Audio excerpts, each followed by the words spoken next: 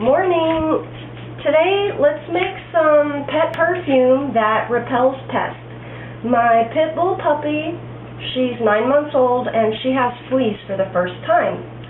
Now, she's on a raw, meaty bone diet, and I also do give her some whole foods like potatoes, rice, basically people food. She, like me, does not eat chemically processed foods. And what you will find with yourself, as well as your pets, when you are on this kind of diet where you optimize your nutrients, you are less likely to succumb to pests. We're all exposed to these things, but a healthy, strong immune system tends to shake them off easier. So I'm pretty impressed in the 9 months of her life. She hasn't had a problem with pests until right here in the peak of her summer, I did notice a flea or two on her. So let's take care of that. Okay, I happen to craft my own fragrances, making perfume and cologne, and I do not use any chemicals whatsoever, and we are not going to put that on your pet either, okay? Our skin is our largest organ, and it does not discriminate what it takes in. And scientists have found the chemicals present in soap in human urine, okay? So, what we're going to do, we're going to make perfume, and I'll just tell you right now the main ingredients that are going to repel the pest, so you don't have to watch the whole video if you don't have time, but we're going to use essential oil of clove, thyme, and rosemary, and the way they work is on the pest's neurological system. And we're also going to use a base of apple cider vinegar, which works inside and out. However, when I tried putting vinegar in my pet's water, I found that she didn't want to drink it, and I also found this to be true in the past with my other pit bull. The dog I have now is a brindle pit bull puppy female, still under a year old, and I've only used this pest repellent one other time, and it was for ticks, actually, on a mature red-nosed pit bull female. Now, let me tell you what happened, okay, with the ticks. First off, I did not know ticks could be so aggressive, and it was like an epidemic in the house, and they were everywhere, okay? Like, I could see them on the pale-colored tile, their little silhouettes moving around. And when I would go down and pick one up, it reared up on its back legs and was trying to fight me with its front legs. Just really happened. And you could totally see it plain as day with the naked eye. Now, when I treated her with her pet Pooch Pest Repellant perfume, let me tell you what happened with the ticks. They became very disoriented, and they were walking around in circles like all confused, and they no longer tried to defend themselves. It's as if they didn't know how or they couldn't. So it totally messed them up, and you could see it was taking a toll on its neurological system. Interestingly enough, I want to let you know that our neurological system, scientists are showing that pesticides present on food, and this is a patented product by Monsanto, one of the most evil empires in the world, has been connected with autoimmune diseases that impact neurology. I have suffered from multiple sclerosis, which is now in remission, and it's been connected with my celiac disease, and going gluten-free, I was able to heal myself. I don't expect all of you out there to believe that, but you know what? You're the same people that have convinced yourself vitamins are the same as getting food or real nutrients, and it's not. You've all been duped. And wake the fuck up, and pesticides in Vietnam, Roundup by Monsanto, was called Agent Orange. Ever hear of it and how it fucked everyone up? The neurological system at that, okay? Get chemicals out of your diet and out of your skincare. Go organic. Okay, so today, pet perfume, I'm going to use a base of the apple cider vinegar and I'm going to use unpasteurized raw vinegar. This is actually a probiotic and helps promote healthy intestinal flora, which antibiotics and chemicals kill. Basically, most pharmaceuticals kill it. It's interesting they call that medicine because your intestinal flora is the first line of defense in your immune system. Okay, so I have my essential oils ready to go, and I'm going to put them in like equal amounts, but you can play around with the ratio depending on the fragrance you want to go for. You can also add other fragrances you find pretty or your pet seems to like, and play around with it. But the main ingredients here are thyme, rosemary, and clove. Interestingly enough, these are all things I happen to have in my medicine cabinet. Well, I mean my kitchen cabinet, which I refer to as a medicine cabinet because food is medicine, and an ounce of prevention is worth a pound of cure. Fact. Granny told me that a long time ago, and she's still right. She died at 95, Grandpa was 97. So I'm going to do things like they did. Now, use glass. Find some sort of cute bottle you like. I do not recommend plastic, and I see products being sold with essential oils that are in plastic bottles or sprayers. There is a reaction. There are people that make claims that their plastics are essential oil safe, but scientists are showing that something as innocent and benign seeming as water has reacted with plastic. Also, heat temperature, cold, heat, these things impact a reaction with the plastic as well, in addition to pH, something extremely acidic or alkaline, okay? So it does matter, and I've seen it with my naked eye because I bought some plastic that they said was essential oil safe, and I saw it change the color of the plastic from a deep emerald green, which was translucent, to a white, milky, cloudy, opaque color. And that was the top of the line plastic, okay? The food grade plastic they tell you is perfectly fine and safe. It's a crock of shit. And also, by the way, earlier I was telling you about the scientists showing the connection with our neurological system being impacted by chemicals.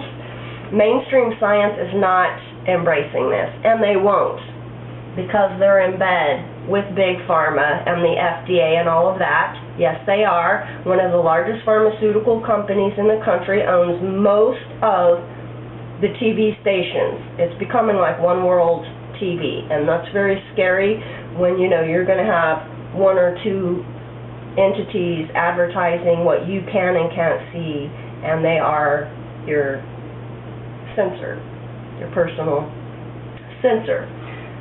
And we don't want to be deprived of information, and they're not going to allow things to air on TV that tell you products they have invested in, investments in, stock in, they own the companies. They're not going to let programs air that say those products are bad. And Fox News is one of the worst because Monsanto is their sponsor. Wake up, people. That's not news, all right?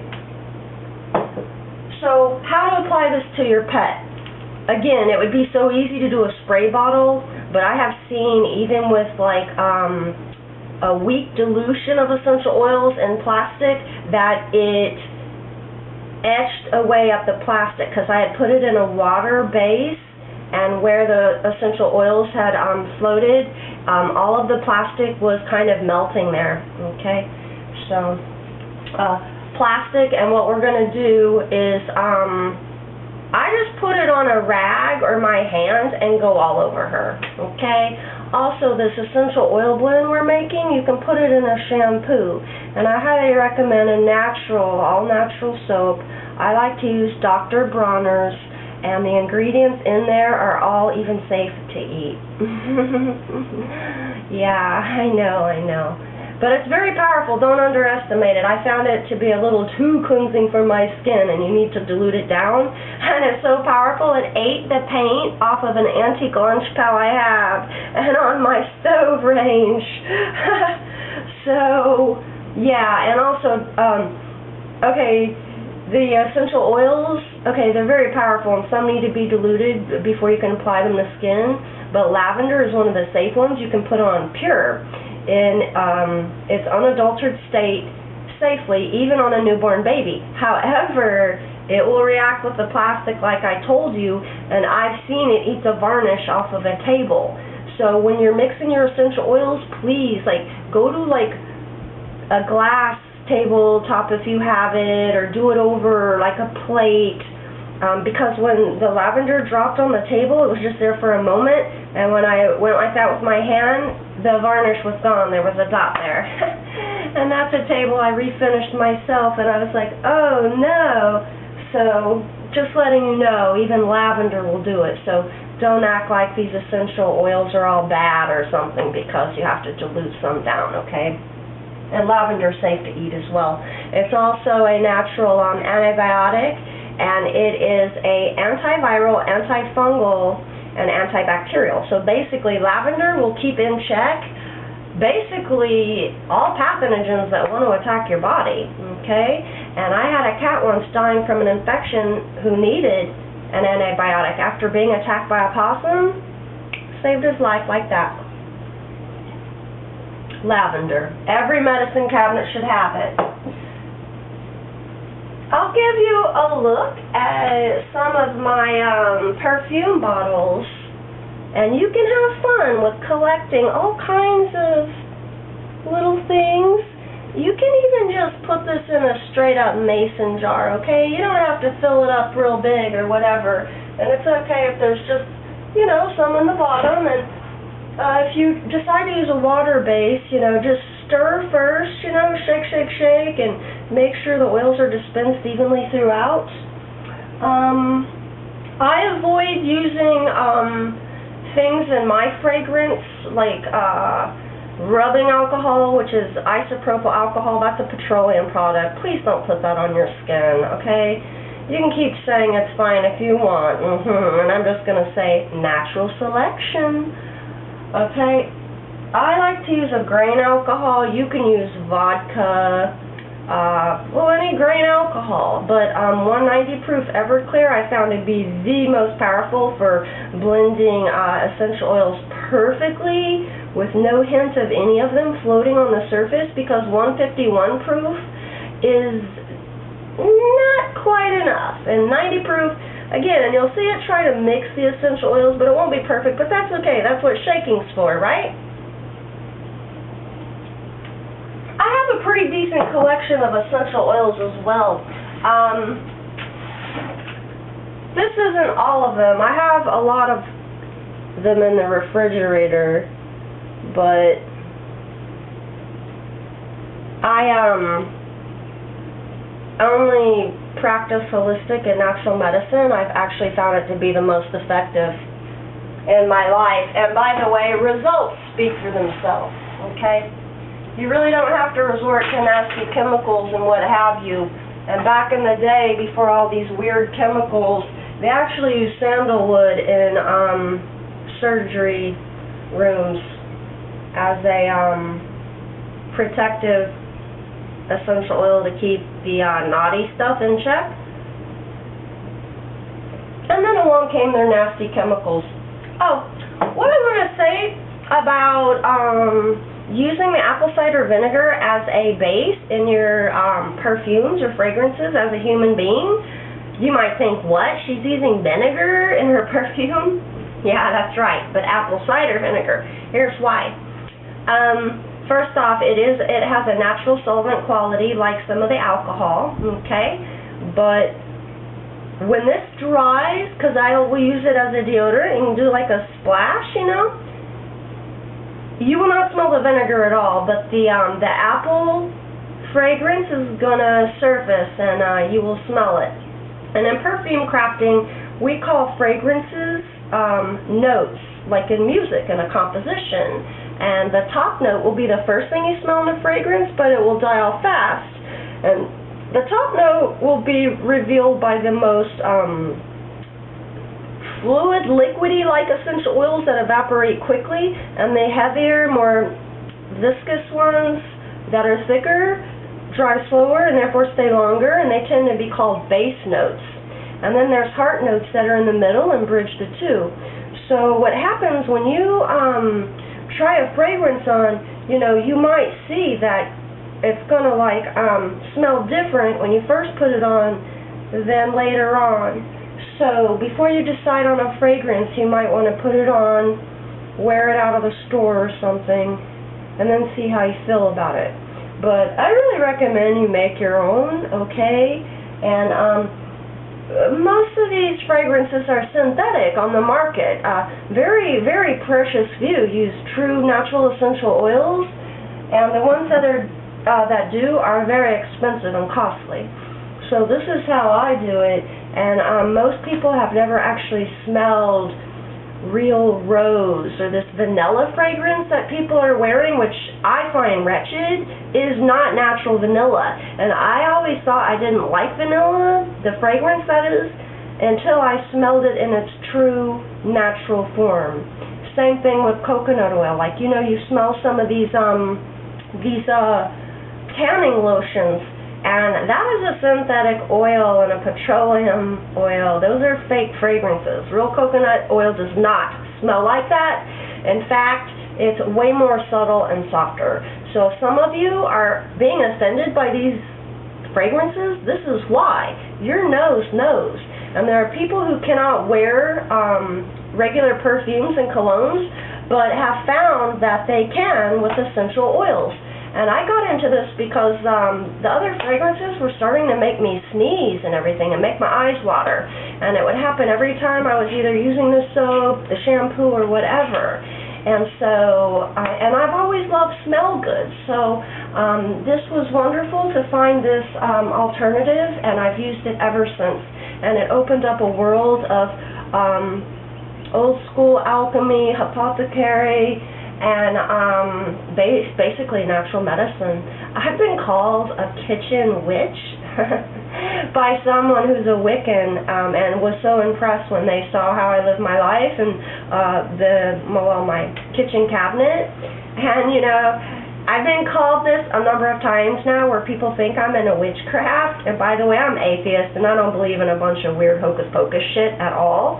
But I thought, okay, this keeps happening. What is it that people are thinking this, okay? The best I can come up with is that I just live my life very naturally. You look around my house, you see lots of natural, beautiful wood, antiques. I love different metals, whether it's copper, bronze, brass. There's leather, and there's something in these natural elements that people are associating with this, and it's ridiculous to me. And I'm not going to get into the my theory, which is a little more than a theory, on the roots actually steeped in religion, brainwashing people to believe this hogwash shit. But never mind that women used to be burned at the stake for practicing natural medicine and even contraceptives. And that's another video, because there are holistic natural contraceptives women don't even know about. They run down, they get on these chemicals, they hand their fertility over to some fucking guy down there, and before you know it, they're having health problems. I don't want synthetic hormones in my body, and I don't want synthetic anything in my body or chemicals. And I don't want them on my pet either. Now, let's look at the little girl here before we say goodbye. This is little Miss Wishbone, Theodora Bella. Oh, and she's been chewing on herself because she has fleas right now. You little baby, we're going to fix you up. Okay, so what I'm going to do is mix her up her blend, and then I'm going to shake, shake, shake. I'm going to put it on my hands, and then I'm just going to go all over her, okay? And I'm going to do this outside where I then let her play, because I'm hoping that fleas will freak out and just jump off. That's my goal. Now, what I want to say is, with these essential oils, when I used it on my last dog back in the day with the ticks I told you about, what I discovered, it was not perfect, okay, but it helped immensely to the point we got it under control and in check. And that's okay with me, and she started doing a lot better. I also changed her diet at that time, and I saw like an improvement in her health. and she didn't have a pest problem anymore. So I switched from commercial dog food to raw meat and bones.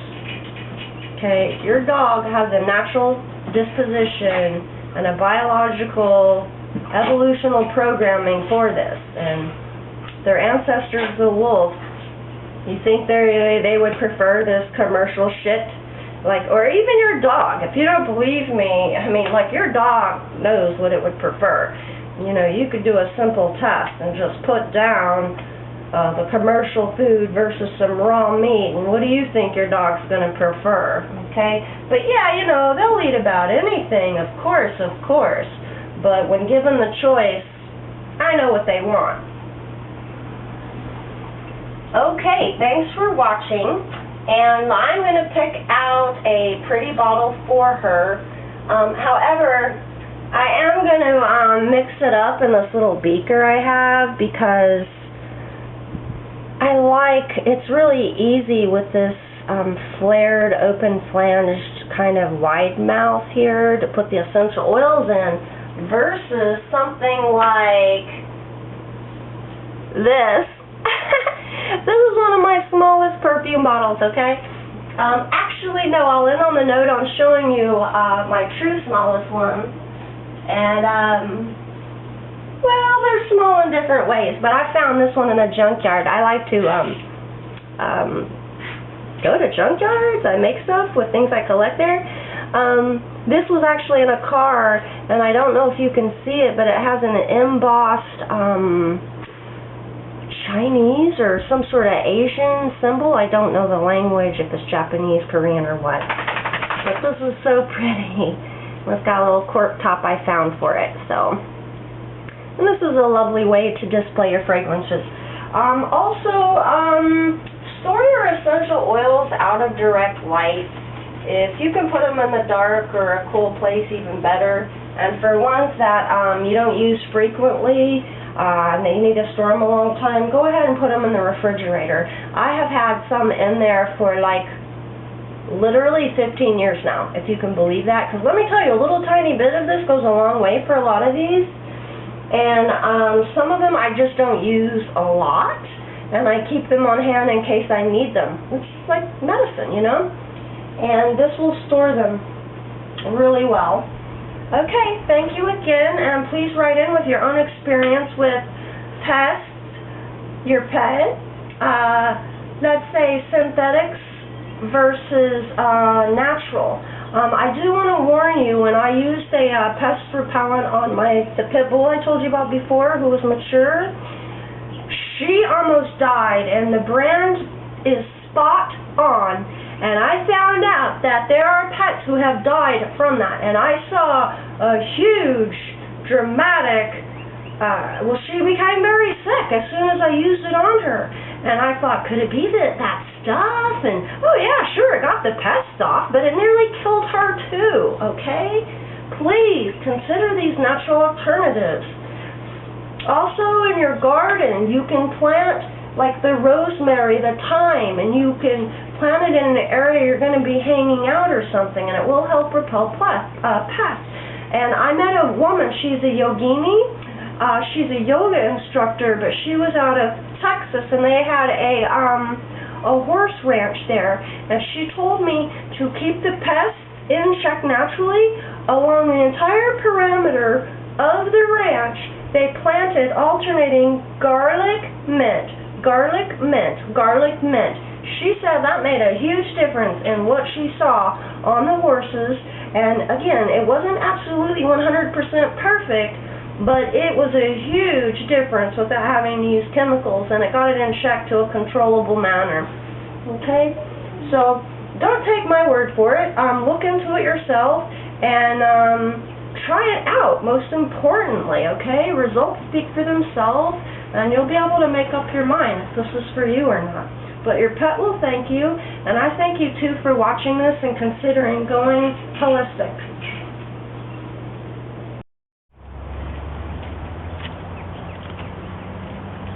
Wishbone, come on over, sweetie. It's time for your pet perfume. Come on, come on.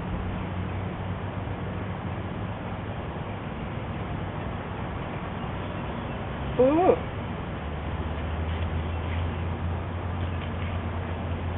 Come on, sweetie. It's time. Time for the pest repellent. Come on, come on. Oh, come on, come on. Oh, you know something's going on, don't you? Come on, sweetie. Oh. Whoop, I got you. I got you, little monkey. You ain't going nowhere. This is the first time she's ever had anything really put on her that she's very resistant to this. She's never smelled this before. Come on over. Come on, come on. She's standing off. Come on.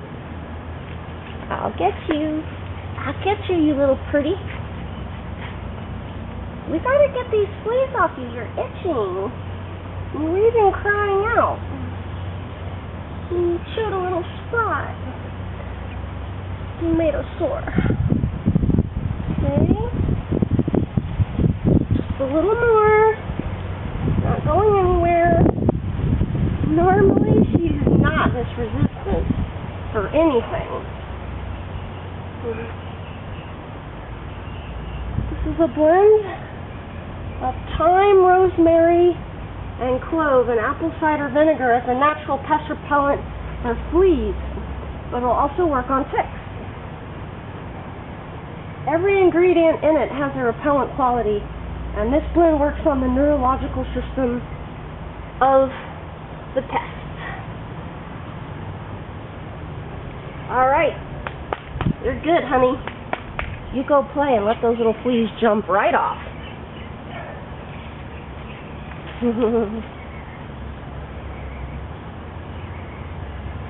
Beep, beep, beep.